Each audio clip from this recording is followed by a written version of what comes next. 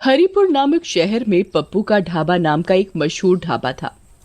ये ढाबा इतना मशहूर था कि आसपास के सभी लोग खाना खाने के लिए आते थे। उस ढाबे का खाना जो एक बार खा लेता तो उसका स्वाद भूल नहीं पाता। अगर कोई भी उस गांव में किसी भी काम से आता तो उस ढाबे का खाना खाए बगैर नहीं जाता। जितना ही वो ढाबा दिन पर दिन मशहूर होता जा रहा था, उतना ही उस ढाबे के मालिक का भी घमंड बढ़ता जा रहा था। अगर ढाबे का खाना बच जाता तो उसे उस खाने को फेंकना मंजूर था, लेकिन किसी जानवर या भूखे भिखारी को मुफ्त में देना मंजूर नहीं था। एक दिन की बात है, एक भिखारी उस ढाबे के पास से जा रहा था। वो काफी भूखा था। उसने बहुत दिनों से कुछ नहीं खाया था, तो वो ढाबे के मालिक के पास गया। मालिक, कुछ खाने को दे दो, बहुत भूख लगी है, बहुत भूख लगी है बाबूजी, कुछ खाने को दे दो। अरे जा जा, आगे जा, कुछ नहीं मिलेगा। कुछ दे दो खाने को, बहुत दिनों से कुछ खाया नहीं है, बहुत भूख लगी है बाबूजी।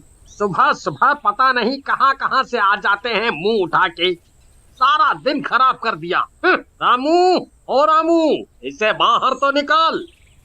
रामू भिखारी को ढाबे से धक्के मार मार कर निकाल देता है, पर मालिक को भिखारी के ऊपर जरा भी दया नहीं आती और भिखारी भूख के मारे बेहोश हो जाता है। मालिक, ये तो बेहोश हो गया है। तो मैं क्या करूं? इसे तू दुकान के सामने से हटा, ग्राहक के आने का टाइम हो रहा है। जी मालिक। मालिक, मालिक, लगता है ये मर गया। अरे ये क्या बोल रहा है? मालिक, मैं सही बोल रहा हूँ। तुम एक काम करो, इसे जो ढाबे के पीछे कुआं है उसमें फेंक दो और किसी को कुछ पता भी नहीं चलेगा। जी मालिक। रामू, किसी को कुछ पता तो नहीं चला? किसी ने देखा तो नहीं? नहीं मालिक। आज का तो दिन ही खराब गया। और कोई ज्यादा ग्राहक भी नहीं आए। कल सभी टाइम पर आ जाना, नहीं तो तुम्हारे पैसे काट लूंगा। जी मालिक। मालिक अपने सभी नौकरों को छुट्टी देकर वो भी अपने घर चला जाता है। मालिक को रास्ते में ऐसा लगता है जैसे कोई उसके पीछे पीछे चल रहा है। तभी मालिक रुक जाता है और पीछे देखने लगता है, पर वहाँ कोई नहीं होता। अरे मेरा वहम होगा। और वो चलने लगता है। तभी उसे अचानक कोई जोर से थप्पड़ मारता है। वो अपने चारों ओर देखता है, पर कोई नहीं था। वो जल्दी जल्दी चलने लगता है और अपने घर पहुँच जाता है। अरे भाग्यवान, जल्दी से खाना लगा दो, बड़े जोरों की भूख लगी है। जी अभी लाई। जैसे ही पत्नी खाना लेकर आती है, तभी भिखारी भूत उसकी पत्नी को जोर से धक्का देता है, जिसके कारण पत्नी के हाथ से सारा खाना गिर जाता है। अरे भाग्यवान, ये क्या किया? सारा खाना गिरा दिया। जी पता नहीं कैसे गिर गया, मुझे ऐसा लगा जैसे किसी ने मुझे धक्का दिया हो। आज का तो सारा दिन ही खराब गया। अगली सुबह मालिक अपने ढाबे पर काउंटर पर बैठा होता है। तभी एक ग्राहक आता है और कुर्सी पर बैठ जाता है और खाने का ऑर्डर देता है। रामू, जल्दी से खाना लेकर आओ। ये कैसा खाना है, इतना तीखा? क्या हुआ, खाना अच्छा नहीं है? ये कैसा खाना है? रामू, ओ रामू, आज तुमने ये कैसा खाना बनाया है? मालिक, पता नहीं कैसे हो गया, खाना तो अच्छा ही बनाया था। आज भी मालिक की कोई कमाई नहीं हुई थी और सारा खाना ऐसे ही वेस्ट हो जाता है। ये देखकर भिखारी बहुत खुश होता है। अगले दिन मालिक अपने नौकर से कहता है, आज ऐसा खाना बनाना कि लोग उंगलियां चाटते रह जाएं। और सभी नौकर और रामू खाना बनाने में लग गए। खाना बनकर तैयार हो जाता है। खाने की खुशबू तो अच्छी आ रही है। तभी ढाबे पर एक ग्राहक आता है। रामू, जल्दी से खाना लाओ भाई। वाह वाह वाह वाह, खाने की खुशबू तो अच्छी आ रही है। ग्राहक जैसे ही खाना खाने के लिए बैठता है, तभी उसकी थाली से अचानक रोटी गायब हो जाती है। अरे रोटी कहाँ गई?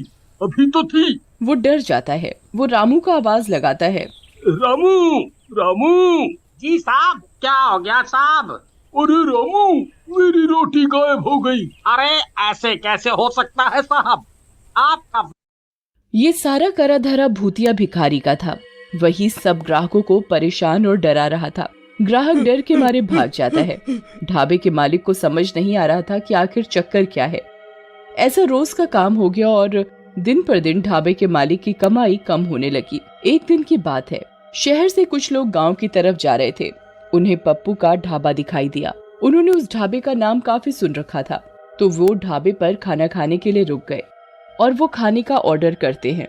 रामू खाना लेकर आता है तो वो खाना खाने बैठते हैं तो उनकी शाही पनीर की सब्जी चिकन की सब्जी में बदल जाती है, जिसे देख वो घबरा जाता है। वो जैसे ही पीने के लिए पानी का ग्लास उठाते हैं तो भूतिया भिखारी सारा पानी उनके सिर पर डाल देता है और वो जोर जोर से चिल्लाने लगता है, भूत भूत भूत, अरे इस ढाबे पर तो भूत है। और वो वहां से भाग जाता है। देखते ही देखते ढाबे पर रोज अजीबोगरीब घटनाएं होने लगी। लोग उस ढाबे को अब भूतिया ढाबे के नाम से जानने लगे। एक दिन रात को ढाबे का मालिक जब ढाबे के गल्ले से पैसे निकालने के लिए गल्ला खोलता है तो वो देखता है कि इसमें तो एक भी पैसा नहीं है और पैसे की जगह मालिक को उस भिखारी का सर दिखाई देता है। भूत भूत, अरे ये तो वही भिखारी का सर है जिसे मैंने कुएं में फेंकवा दिया था। फिर ये इधर आया तो आया कैसे? मालिक की आवाज सुनकर ढाबे के सारे लोग मालिक के पास एकत्रित हो जाते हैं। क्या हुआ भाई साहब, आप इतना घबराए हुए क्यों हैं? ये देखो, हमारे गल्ले में भूत है। यहाँ उस भिखारी की खोपड़ी रखी है और उधर से पैसे गायब हैं। ये सुन सारे लोग बहुत घबरा जाते हैं। अरे भाई साहब, ऐसा कैसे हो सकता है? जाओ, तुम एक बार गल्ला खोल के देख लो, तुम्हें वहाँ एक खोपड़ी मिलेगी। वो एक भूत है, भूत। वो आदमी मालिक की बात सुनकर ढाबे का गल्ला खोलता है, पर वहाँ ना तो कोई खोपड़ी होती है और साथ ही उधर उसके पैसे रखे होते हैं। अरे क्या भाई साहब, लगता है आपकी तबीयत ठीक नहीं है। आपने नींद में कोई सपना देख लिया है। आपको आराम करने की आवश्यकता है। अरे नहीं भैया, मैंने यहाँ सच में एक खोपड़ी देखी थी। मैं बिल्कुल सच बोल रहा हूँ। मालिक अपनी बात सबको मनवाने की कोशिश करता है, पर कोई उसकी बात नहीं सुनता और ना ही विश्वास करता है। तभी रामू मालिक के पास आता है। मालिक, मुझे ऐसा लगता है कि ये सब वो भूखा भिखारी कर रहा है जिसे आपने कुएं में फेंकवाया था। वही उसके भूखे होने की वजह से उसकी मौत हो गई थी और इसी वजह से उसकी आत्मा हमारे ढाबे में भटक रही है और आपको दिन रात परेशान कर रही है। हाँ रामू, मुझे भी यही लग रहा है। तुम सही बोल रहे हो, पर अब इस बात का क्या इलाज है? तुम मुझे ये बताओ। अगर ऐसा ही चलता रहा तो मैं एक दिन पागल हो जाऊंगा और मेरा ढाबा भी बंद हो जाएगा। आप चिंता ना करिए मालिक, मैं एक बाबा को जानता हूँ। मैं आपको उनके पास लेकर चलूंगा। उनके पास हमारी परेशानी का कोई ना कोई हल जरूर होगा। ऐसा मेरा उनके ऊपर विश्वास है। मैंने उनका काफी नाम भी सुना है। वो सबकी परेशानी दूर कर देते हैं अपनी पूजा पाठ से। रामू और उसका मालिक अगले ही दिन बाबा के पास जाते हैं। वो बाबा को उधर जाकर सारी बात सच सच बताते हैं। ये तुमने क्या किया? तुमने एक भूखे भिखारी की जान ले ली। उसकी आत्मा भूख की वजह से ही तुम्हारे ढाबे में भटक रही है और तुम्हें परेशान कर रही है। बाबा जी, हमारी मदद करो, हमसे गलती हो गई। हम कभी नहीं करेंगे आगे से ऐसा। हमें माफ कर दो बाबा। बाबा अपनी शक्ति से उस भिखारी की आत्मा को बुलाता है। मुझे किसी ने परेशान किया तो मैं सबको मार डालूंगा।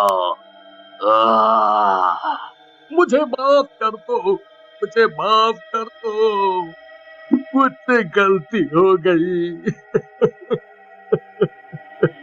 मैं आगे से कभी किसी भी भिखारी को भूखा नहीं जाने दूंगा, नहीं जाने दूंगा। मुझे माफ कर दो। बाबा अपने लोटे से गंगा जल छिड़क कर उस भिखारी को मुक्त कर देते हैं और मालिक से हमेशा गरीबों को खाना खिलाने को बोलते हैं। धवलपुर